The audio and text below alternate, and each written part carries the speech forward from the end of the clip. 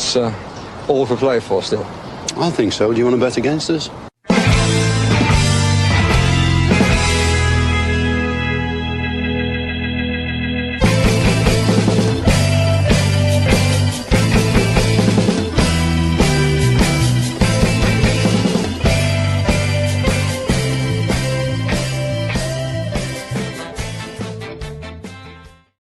Hello, everybody, and welcome to For the Love of Paul McGrath podcast, for probably the most delayed post-match podcast that we've ever done, I think, Paddy. The Tuesday after the Sunday before, and I make no bones about it because I was very much otherwise occupied last Sunday. We both were. I know. I was, yeah, there was no way I could have come on and done it. Even if I did watch the match, I was in no fit state to talk. Never mind do a post-match podcast after that game. It was a wild morning where we were in a brewery for 8 a.m. So, yeah, took a year off me, I think. Sunday did. Yeah, I've been a bit of a recovery since a mad hectic few days, which included the finale being a trip to the lower grounds where I made use of the facilities, as you can imagine, just to see was it worth it, Neil. You know, to see if I could get that many in the allotted time, and I think I might have passed. Right, pass the test. So that's good to know. At least I don't feel so.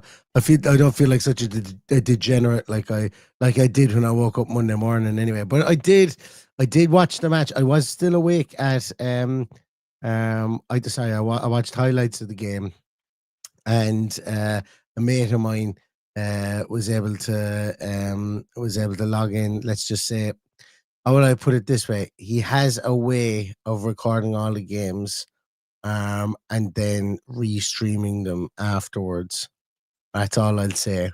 He was able to show me the highlights of the game on his phone about 6 o'clock later on that evening. So whether I took him in or not, I don't know. But I watched the game back yesterday, and I must say it was a nice surprise. Nice surprise to see the game, see how Villa played, and just to see the coherency, I think, that Aston Villa showed, because you know it was the first time that we've seen that kind of setup from Aston Villa in a long, long time, since the Moussa Diaby days. It's the first time since we've seen that setup, and it bloody worked. And it worked in a game where we needed it to work, to keep the momentum going. 4 games on the trot into an international break, and goals coming from other areas outside of other areas outside of John McGinn, and being reliant on just one player so far, Paddy. So I think all in all, I came away from it. I saw the result, obviously. I'd seen the stuff on Twitter, but when I watched it, I went, you know what? Everyone played well. And that's what you want to see, you know, that coherent, complementary football. Yeah, it was something different, and I think it bamboozled them a little bit, to be honest. They struggled to deal with us for I thought a lot of the game without getting a number of chances, let's say. But we did create a lot more in that space behind the box, which where we normally can't get through. So it did offer something different. It was great to see the two of them on the pitch, and look, I think it just topped off a top week for the club, and we can actually relax and reset now for the international break, knowing that we've come off a good run. We're looking a lot more positive. We got the 2 wins in Europe. Dare I say it, we can finish off the job very early with this group phase, and we not be risking our good players in, let's say, Fenerbahce or somewhere like that. So it's been a great week, and the weekend just topped it off. It really did. It was a workmanlike performance by everybody, but not without a scare, not without conceding a goal, and that's no harm either, because it keeps you focused.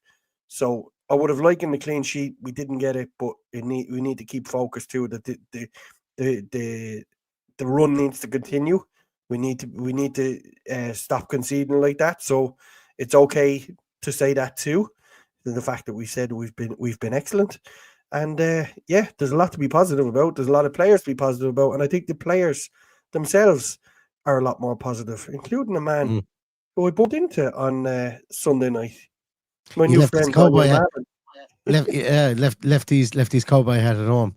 Though he was wearing a different hat when you sent me that message on Sunday night, for sure. But you Yeah, mentioned about positive. Go for it, myself yeah. and Ben Davis were in the queue with his son Ryan, for security, and we purposely let a couple of people by so we'd have to stand beside Daniel Mallon for the duration of the security queue. And I bumped into him then later on while I was queuing for my flight. So, yeah. So we had a little chat in the queue and then a little chat later on, and seems to be loving life at Villa. That brings back memories of the time we were coming through Birmingham Airport. I just met Steve Staunton, and then we heard a rumor. Well, not a rumor. There was guys had met him that McGinn was boarding on a flight to Glasgow, and this was after Villa had beaten Celtic. And we went sprinting around the terminals of Birmingham to try and find him. And as we got on, they were just closing the doors for boarding to his flight. So yeah, it was actually a bit of a throwback because I was in the airport. Now, when I used to go in the 90s, it was always on the boat. But the Ireland players used to be on that boat on a Sunday night reporting for international duty on the boat. That's how, like, that's not a million years ago. Do you know what I mean? But No. I was in the airport and Van Hecke and Lewis Dunk were sitting in departures drinking pints, which I thought was really weird. But I guess that I don't think either of them are on international duty. No. But it was strange to see them drinking pints in the airport.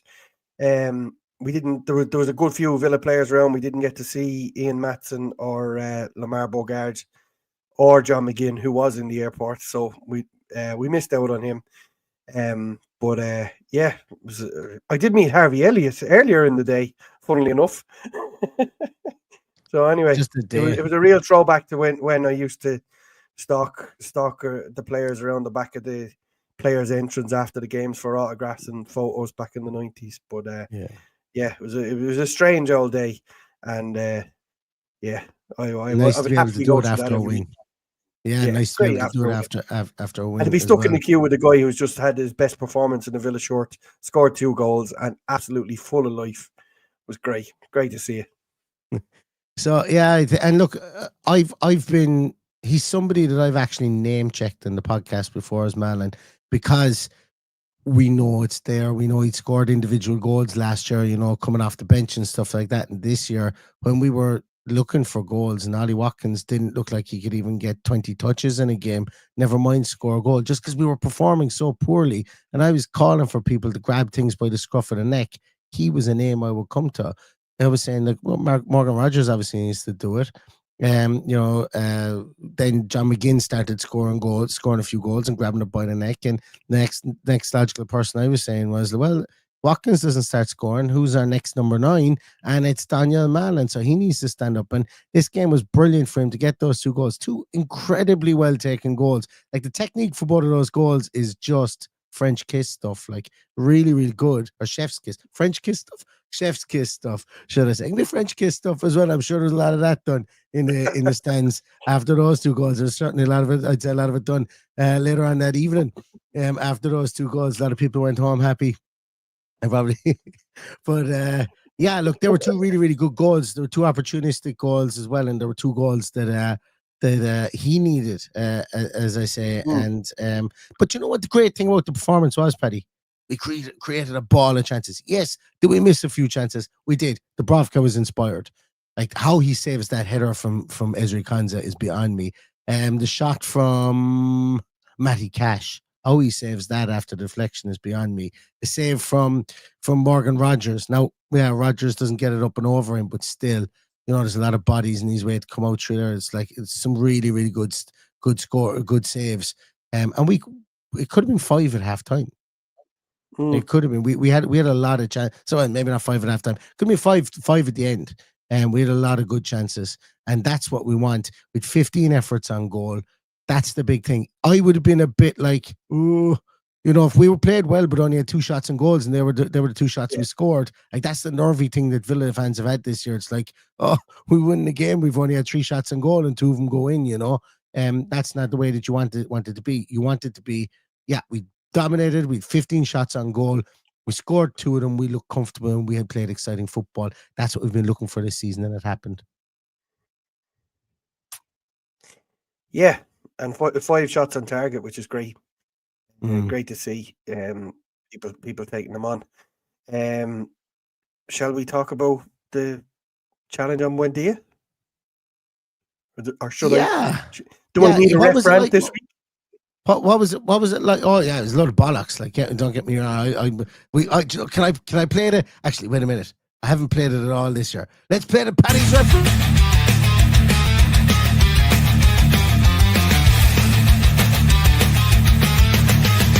Party. Yes. Left one. Parties. Left one. Left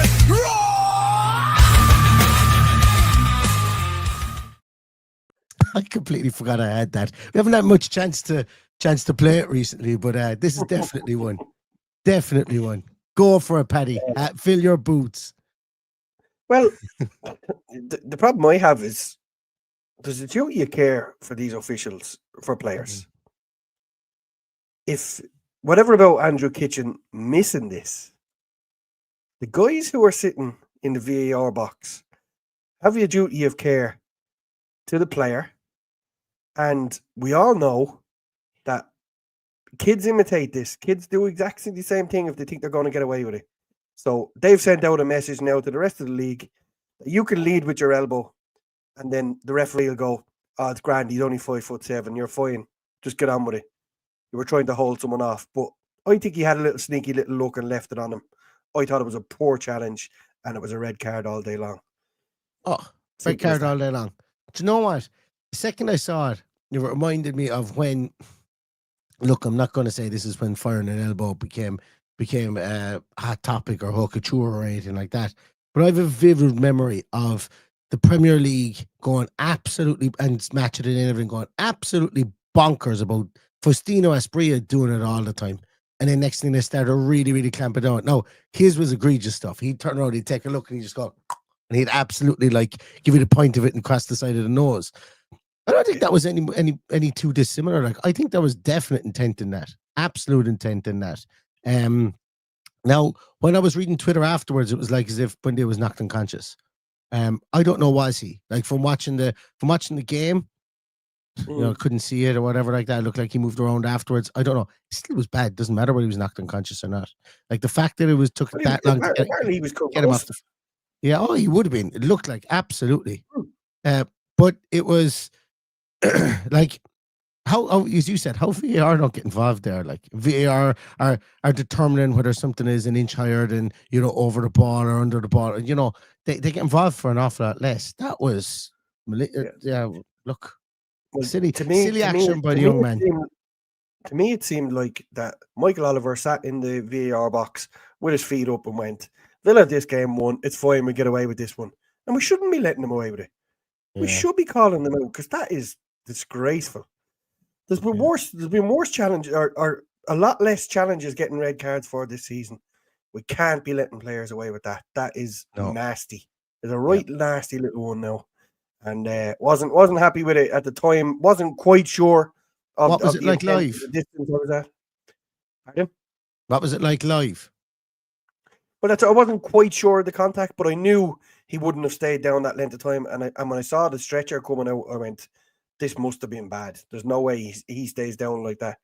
And you know, in fairness, he got up and walked off. But thankfully, he's got 2 weeks now to complete the return to play protocol, and hopefully he'll be all right. And hopefully, like, you don't like to see players get concussions because a certain amount of them and they can't play anymore as well. Yeah. You know, and these things need to be taken into considerations when you've got world class, in inverted commas, referees sitting in a box. You know what? Park. Mark Wood makes a great point here. It was his first ever Premier League. And I don't know what it was, but if it was his first ever Premier League game, VAR should be helping him out there. Like Michael Oliver is an experienced referee. We can all agree whether he's good, bad, whether he's, you know, a camera addict or whatever the situation is. Like, he should know this guy. It's his first game. Your man's going to get marked down all over the place by the PGM officiators for that. Yeah. Just, he has to be. And like, again, VAR have the duty of care to the referee to try and at least usher him in the right way. The fact that there was no conversation with him even There was no check from VAR. There was no asking him to go look at the monitor. Like, I think we'd all feel better. Go over, look at the monitor, and you go, big man, small man challenge. Look, I think I'll get away with this one. Fine. But the fact that he wasn't even asked to make the decision, you know, it's like, look, I think it's probably universal that it's a red card. Maybe you have the odd Burnley, maybe all Burnley fans saying big man, small man, but like there's very few neutral fans looking at that and going, oof, that's a bad one, you know, or that aren't saying that, should I say? Yeah, true. Talk to me, Paddy, about there's a lot been made of and a lot been said of Lamar Bogarde. Somebody who we've done podcasts before. People were not sure of him playing it right back. I think we were all of the opinion, give the guy time. He's trying to come into this team, and he's not playing his rightful position. He's now in that central midfield position. Unai's beginning to trust him quite a lot. Not only is he beginning to trust him quite a lot, but by trusting him there, it does release John McGinn further forward. And John McGinn has gotten goals for us recently. Talk to me about how you felt he was in the flesh, Paddy, and what he looked like, because I think there's two different. I think there's. I've got an interesting kind of observation I made of him in the game that has been a tweak and a change to our formation that I think we probably see going forward, whether it contains him or not. I have a couple of opinions on Bogarde. I suppose first and foremost, we've been talking about players being played into form with regards to the likes of Morgan Rogers and Ollie Watkins, but this guy has been played into form and he's gone under the radar. This guy is a footballer, an absolute baller. He is so comfortable on the ball. He does have a lot to learn positionally, I believe, and that's the reason he's not starting every week, because he's a great passer of the ball. He's so composed, well able to hold off any attacker. And he's got that cuteness as well, where he can land on the ball and win you a free kick and stuff like that as well. He has a lot to offer. And I like, there's a reason he stayed around the club. You know, they weren't quick to ship him out and put him in minutes elsewhere. They have a plan for him, and I think he's going to play a huge part in our season. And by God, it's great because he's growing by the day. I thought he was excellent when he came on in Rotterdam, and you know, to get, I think it was the 90th minute or so he was taken off at the weekend. Delighted for him to get the run out. He's a really good footballer and an excellent passer. I agree, and so my observation on Bogarde is, and I think this is an actual tactic that Villa made. I think what they did is they created two clusters in the field, and I think it got the best out of Bogarde. I think it got the best out of Morgan Rogers, or a better out of Morgan Rogers, should I say, at the weekend.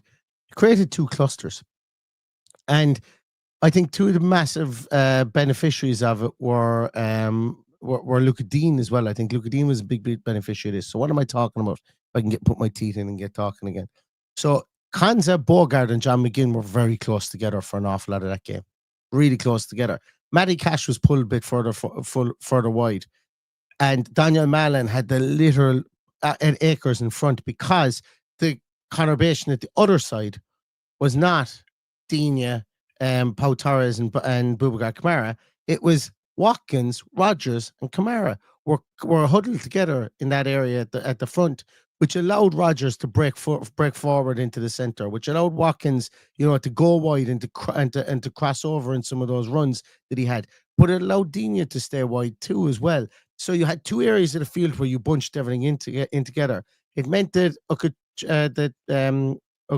don't know how to pronounce his name, Ugochukwu and Cullen in the middle of midfield were left marking no one, and they had to go left or right, but they were going back to take up their positions in the middle of the field. So when we were breaking from those two kind of bunches that we were forming there, it was great. And Daniel Mallon, because Ollie Watkins was coming back further to kind of bunch up with Morgan Rogers and Boubacar Kamara, Mallon had the freedom of the park.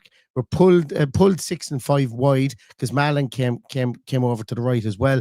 and the two boys stayed in the centre, and Burnley couldn't cope then with those crossing runs or those runs that would kind of drag everybody from left to right or right to left. And I think that's a genius move, because remember against when did Bogarde last start, Paddy? I can't remember. I was doing a post-match podcast on it anyway, and I said that it was against. Anyway, I was doing a post-match podcast. It was Fulham, and I was doing a post-match podcast, and I said that in the first half he was this, and then what happened was that Unai Emery moved him in a bit more central on the edge of the centre circle and told him hog that. I'd like to go back and see what the positional map was for that. Did I get that slightly wrong, or did he kind of tell him to hug Ezri Konsa, and make the two of them interchangeable together so that you can get into that back three, or that you can break out and get into that centre circle area? I think I think he's really good at it. He's shown he's really good at it. Whether that stays, and I think it probably will stay if we go to Kamara Tielemans again. It just means that Kamara comes over to the right-hand side, Tielemans goes to the left. It's going to be interesting to see what happens there, because it worked, and it seems like it's worked the last two games against Feyenoord as well. I think the big difference as well is who he's playing alongside, and let's not forget we've got a world-class defensive midfielder in there alongside him. So he would have had a little bit more freedom in those two games to do a little bit of the what I call the Rottweiler job. So Kamara will sit in and let him go and press and put the tackles in. And I think he benefit from playing much more than playing alongside John McGinn, who's not naturally in that position. So I'm happy to see him playing alongside Kamara, and I hope it stays that way. And look, I don't mean that I hope he stays in the team. I'd like to see this rotated. I'd like to see Onana coming in and playing well. It was great to see that he was back at the weekend. I hope he gets himself fit and stays fit, and I really, really do, because he could give you something else as well. We've seen the back end of last season how he brings the ball forward, and he's capable of doing it. I think that's how Unai Emery sees him. Plus, he's got that ability in the air. Not that we saw much of it towards the end of the season, but at the beginning of the season, he got a few goals. He absolutely bamboozles the defence at corners. So they've all got that something little different, but I think Bogarde will benefit from playing it. And just a cool head beside him of Kamara. Like, there was a number of occasions in both games where he just played himself out of trouble. Bogarde, that is. And it was just, there was a big cheer, I remember, in Rotterdam when he did it. So hopefully there's a lot more of those. Paddy, I can hear you, but I got to run here. I'm just getting beckoned for something here, just really, really quickly. Talk to the guys about Morgan Rogers. I'll probably be about a minute, so keep it. Take as long as you need. All is good. All is good. Yeah, so talk. I can hear you. Talk to the lads about Morgan Rogers. I thought a more improved performance, and something that we want to see building on going forward.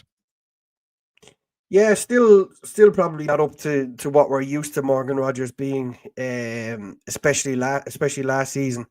So I would like to see more from him. Obviously, the ball's not sticking to him. It's just like he's over trying it, but it was better, I felt, at the weekend. Momentum will bring us forward. It will. These wins will help players who are just on the periphery of the game to come into the game and give them a bit more confidence. So I am looking forward to seeing how he moves on, because he's obviously not going to be left out of the team regardless of what he does. So we'll just have to wait and see what Unai's plans are. Let's see if I can get a couple of your comments up here. James Wood said he was part of that U team. Yeah, that's where Bogarde started that time when we all had COVID and we couldn't play against Liverpool in the FA Cup when Louis Barry scored. Scotty says, I think Maatsen and Sancho on the left-hand side will work better when it's used and familiar. Yeah, as I said, it's all about playing these players. I mentioned the midfield. That's exactly the same. That left-hand side is capable of being switched up, as is the right-hand side now with what we have in reserve, with Garcia coming back into it. So there's a lot that can be mixed up, and as we saw in the two centre-forward positions at the weekend. Dave Bond says, hi guys, laid in. Bogarde is a testament to our youth academy. Given a chance, it will work. I hope so. I hope it's a sign of things to come. It's not something that Unai has really done over his time at the club. He's probably the biggest beneficiary of it. And look, let's hope we see him for many years to come and grow into a world-class central midfielder. What else have we got here?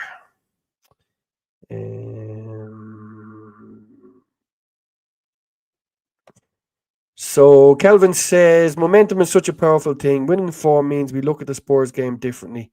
It's like we were 2-0 down, we pull one back, and now the momentum is with us, even though we're 13th.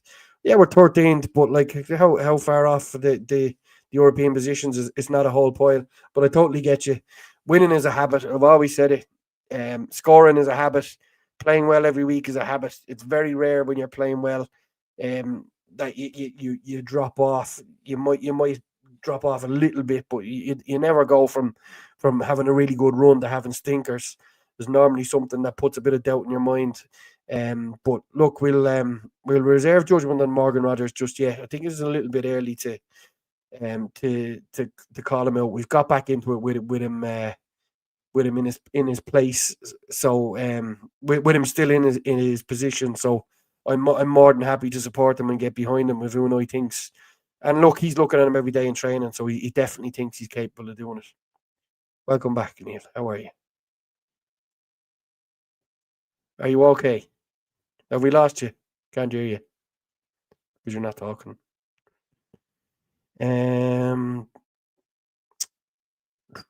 What else have we got here? Let's see if I have anything else to say. Well, Neil is. I'm back. Mark Wood says we need a solid alternative to cash. I think Garcia will provide that as time goes on. Fingers crossed.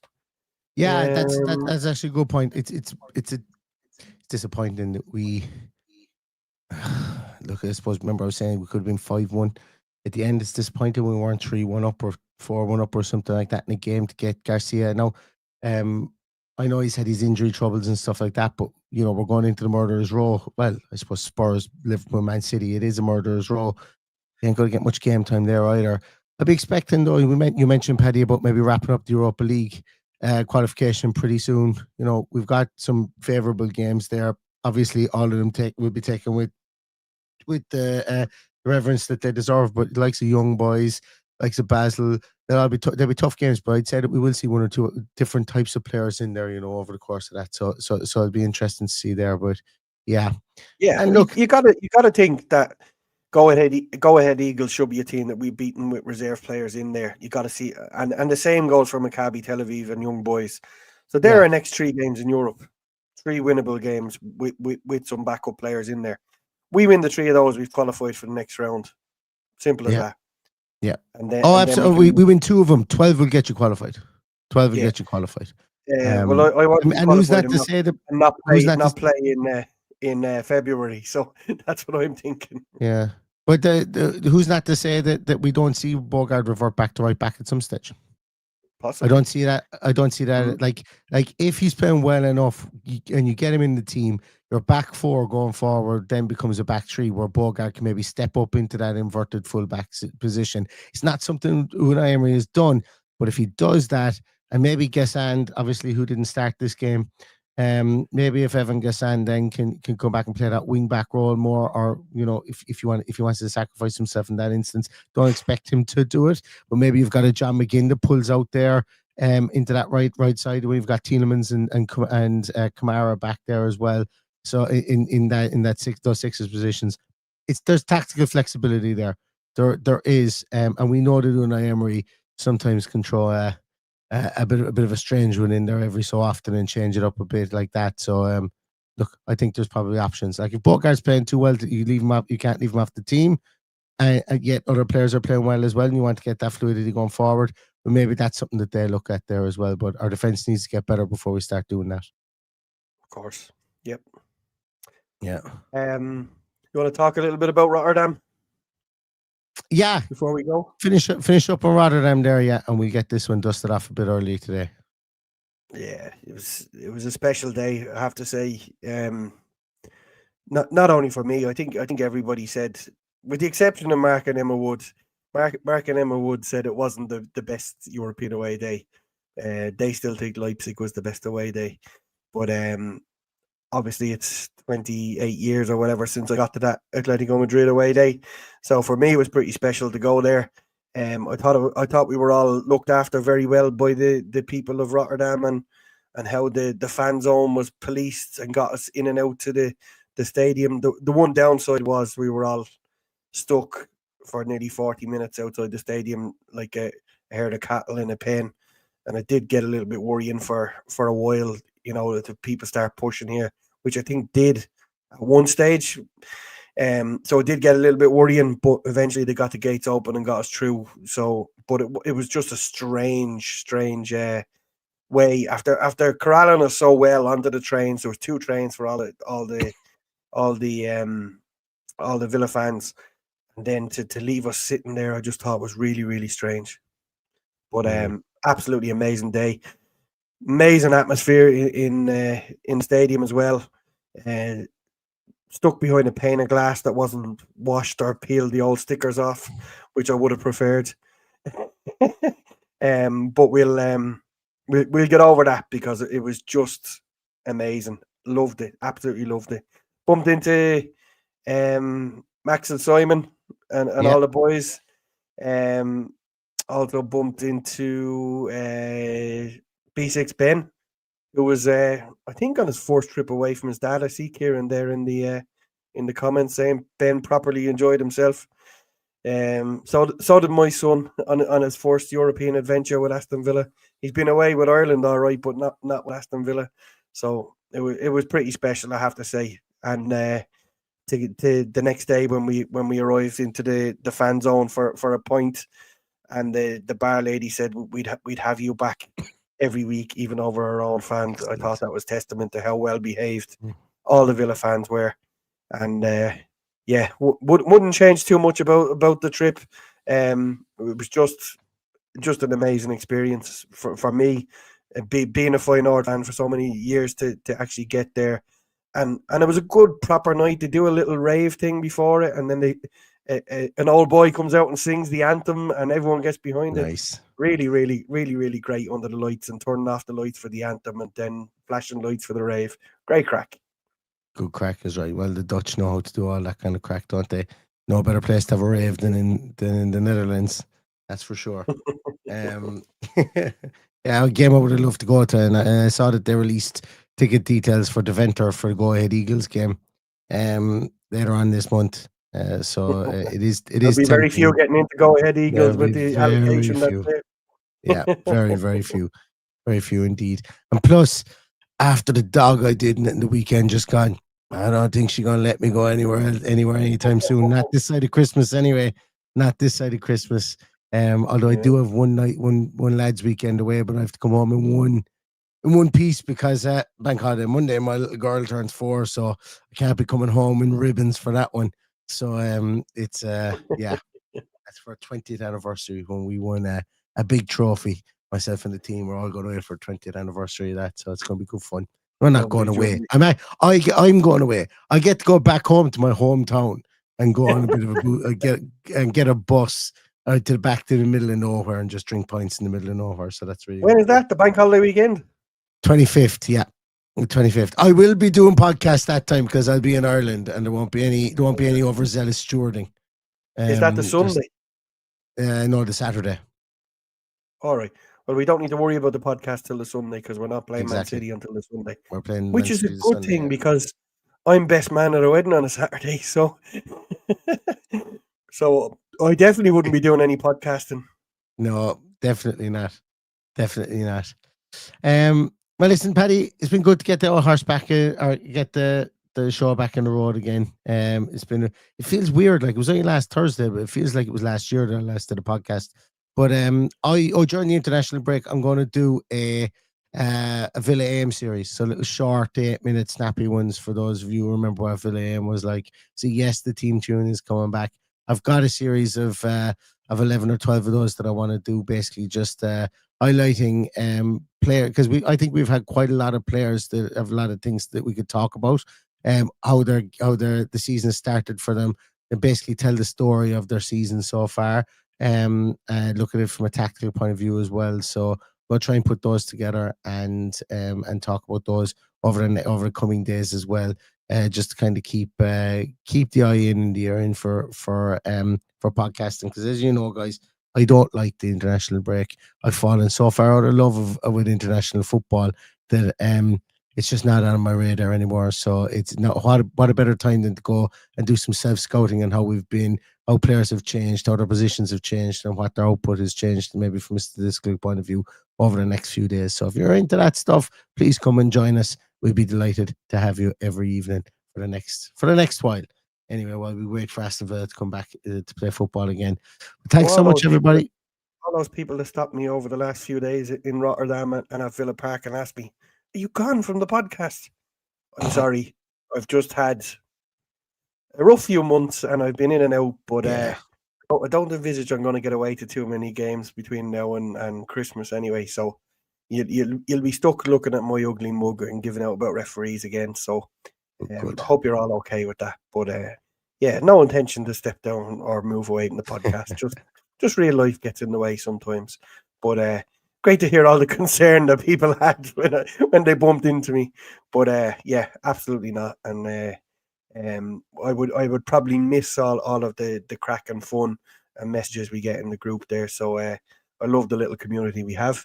And thanks for all your support over the last couple of months. And back to normal, Neil. Back to normal is right. Absolutely. Listen, thanks so much, everybody, for your time. We'll see you again tomorrow for Villa. Well, not tomorrow morning for Villa AM, but the morning after tomorrow morning for Villa AM. Stay safe, stay healthy, and all that's left to say is up the Villa. Up the Villa.